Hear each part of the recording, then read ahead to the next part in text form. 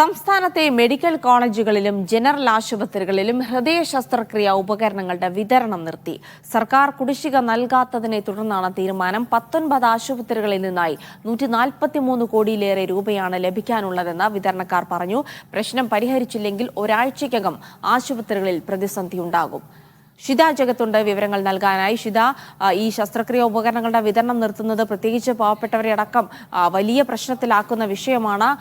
അടിയന്തരമായ ഇടപെടൽ ആരോഗ്യവകുപ്പിന്റെ ഭാഗത്തുനിന്നുണ്ടായില്ലെങ്കിൽ വലിയ പ്രത്യാഘാതങ്ങൾ ഉണ്ടാകും, അല്ലേ?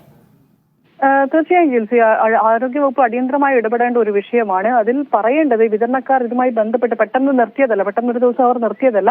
കഴിഞ്ഞ 2 ആഴ്ച മുൻപ് തന്നെ അവർ ഇതുമായി ബന്ധപ്പെട്ടുള്ള കത്ത് ആരോഗ്യവകുപ്പിനും ഒപ്പം തന്നെ എല്ലാ മെഡിക്കൽ കോളേജ് ആശുപത്രികളിലെയും ജനറൽ ആശുപത്രികളിലെയും സൂപ്രണ്ടുമാർക്ക് നൽകിയിരുന്നു. പക്ഷെ അതിലൊന്നും ഒരു തീരുമാനം ഉണ്ടാകാത്ത സാഹചര്യത്തിലാണ് ഇന്ന് മുതൽ ആശുപത്രികളിൽ വിതരണം നൽകേണ്ട എന്നുള്ള ഒരു തീരുമാനത്തിലേക്ക് അവർ എത്തിയിരിക്കുന്നത്. അതിൽ എല്ലാ മെഡിക്കൽ കോളേജുകളിലും, സംസ്ഥാനത്തെ എല്ലാ മെഡിക്കൽ കോളേജുകളിലും, എല്ലാ ജനറൽ ആശുപത്രികളിലും, ജില്ലാ ആശുപത്രികളിലും, അങ്ങനെ 19 ആശുപത്രികളിലായിട്ടാണ് വിതരണം നിർത്തുന്നത്. ഇത് പാവപ്പെട്ട രോഗികളെ തീർച്ചയായും ബാധിക്കും. മുൻപ് ഇതേപോലെ തന്നെ ഹൃദയ ശസ്ത്രക്രിയ ഉപകരണങ്ങൾ വിതരണം നിർത്തിയ സമയത്ത് വലിയ തോതിൽ തന്നെ ഹൃദയ ശസ്ത്രക്രിയകൾ മാറ്റിവെക്കേണ്ട ഒരു അവസ്ഥ വന്നിട്ടുണ്ടായിരുന്നു. അതുകൊണ്ട് തന്നെ ഇതിൽ ഉടനെ തന്നെ ആരോഗ്യവകുപ്പ് ഇടപെടുമെന്നുള്ള ഒരു പ്രതീക്ഷയാണുള്ളത്.